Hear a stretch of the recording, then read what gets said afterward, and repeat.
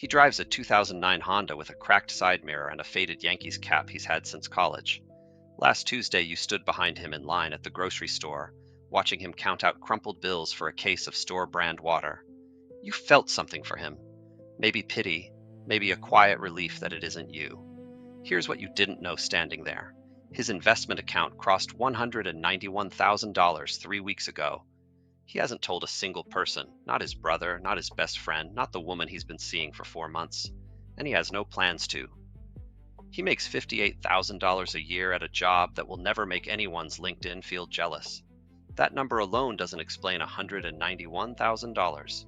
What explains it is 11 years of a habit so boring it wouldn't survive one sentence in a highlight reel. And that's exactly why almost nobody ever hears about people like him. Boring doesn't get repeated at parties. Boring doesn't get a comment section. Boring just quietly compounds, while everyone else is busy watching something louder. I've spent the last several weeks trying to understand people like him. Not because I'm some expert who cracked a code. I'm the guy who still catches himself wanting to explain the used Honda, who still feels that itch to prove something at a dinner table. So this isn't a lecture, it's what I found when I actually started paying attention to the people who quietly have it and the people who quietly don't, but spend like they do. There's a reason for both, and by the end of this, I think you'll recognize yourself somewhere in it, maybe in a way that stings a little. Near the end, I'll tell you what happened when I finally asked him directly why he never says anything. His answer wasn't what I expected. And I'll tell you where the other guy, the one with the leased car, ends up too, because that part surprised me more than I want to admit. So let's start with him. Nothing about him announces itself. The hoodie is 3 years old. The apartment is a one-bedroom on the second floor, no balcony, a window unit instead of central air. If you had to guess his net worth from 15 feet away, you'd guess wrong, probably by a factor of 10. His fridge has a grocery list held up by a magnet from a pizza place that closed 2 years ago. He drinks the same coffee every morning, the kind that comes in the orange tub, not because he can't afford something better, but because he genuinely stopped noticing there was a difference. His car has 211,000 miles on it. He knows the exact number because he checked it last week, the same week his portfolio crossed 6 figures for the first time in his life. Now hold that picture for a second because I want to show you the opposite version of the same story. His name doesn't matter here either, so let's just say he works 2 cubicles over from a friend of mine. Newer car, leased, not owned.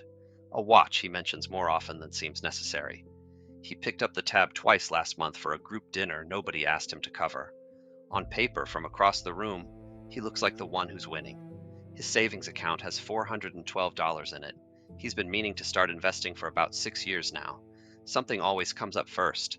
That contrast is the whole story. And once you see it, you start seeing it everywhere. I started noticing something a while back, and once I saw it, I couldn't unsee it. The people who actually have money rarely look like they do. And the people who look like they have money are, more often than you'd think, the ones drowning the quietest. I used to assume this was some kind of hidden discipline, a secret virtue that rich people had and the rest of us didn't. I don't think that anymore. I think it's simpler than that and a little stranger too. Here's where it gets uncomfortable, because I used to be on the other side of this. I used to fall for it too. Not with money exactly, but with everything money buys as a stand-in for something else. A better jacket, a nicer phone I didn't actually need yet. I told myself it was about quality, about treating myself for once. It took me a long time to admit it was really about being seen a certain way by people I'd probably never see again. We're taught, without anyone ever sitting us down to teach it, that success has a look, clean sneakers, that new car smell, a watch that catches the light just right. Nobody hands you this rule book. You just absorb it the same way you absorbed which fork to use first, and by the time you're old enough to question it, it feels less like training and more like instinct. Think about the last purchase you made that you were a little too eager to mention to someone. Not lie about. Just mention casually in a way that wasn't quite as casual as it sounded. You've done this, probably more recently than you'd like to admit. The guy with the leased car and the $400 in savings isn't a bad person, and he isn't stupid either. He's just further inside the story than he realizes. Every purchase gave him a small, real hit of something. A nod from a coworker, a comment on a group chat, a feeling for about 10 minutes of having arrived somewhere.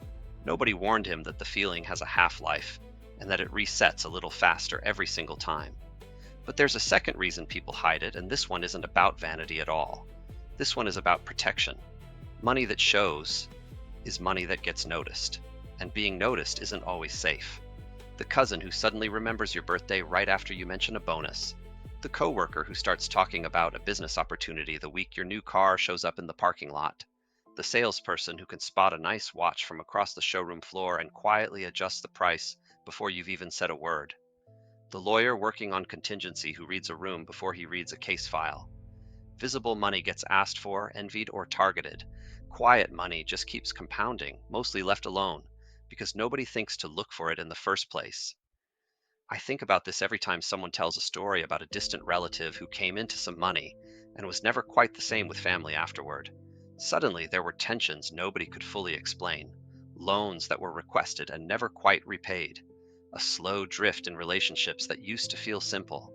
Nobody sits down and decides to resent someone for having more. It just happens, quietly, the same way the comparison itself happens, underneath conscious thought. I heard about a man once who upgraded his kitchen after a good year. Nothing extravagant, just new countertops and a fresh coat of paint. Within a month, a neighbor he barely spoke to asked to borrow $4,000 for a car repair. A cousin he hadn't heard from in 3 years sent a long message about a rough patch and a rent payment. None of these people were villains.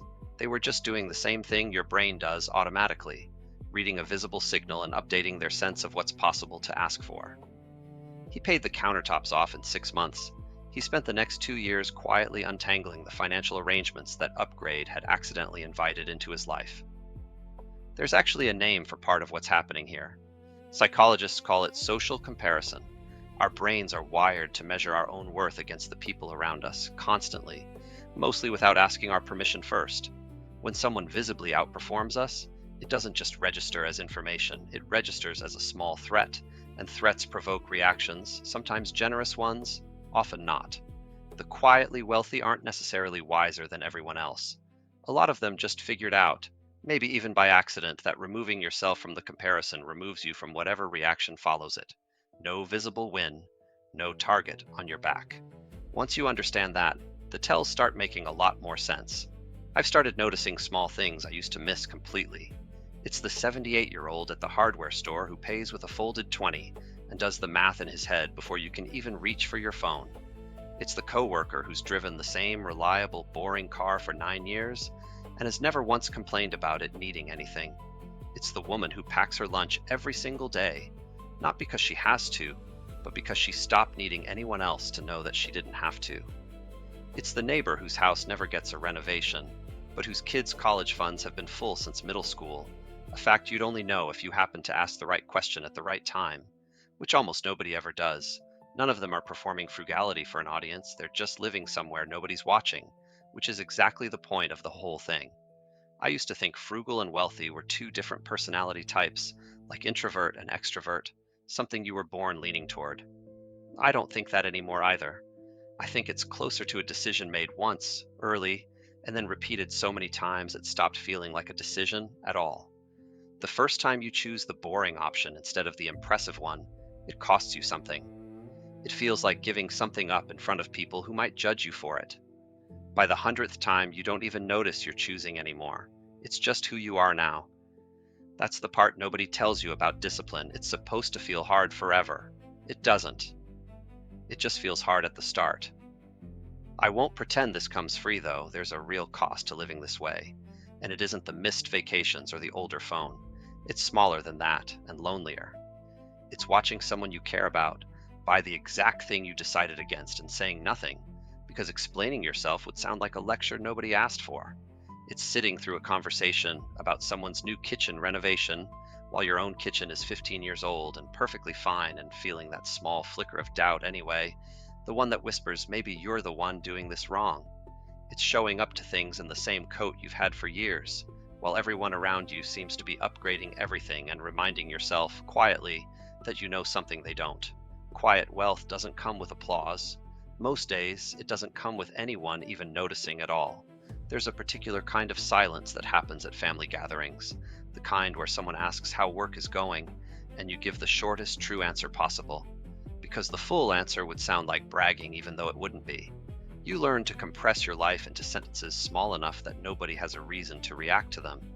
It's not dishonesty, it's just a kind of quiet management most people never have to think about, because most people's finances were never interesting enough to require managing in the first place.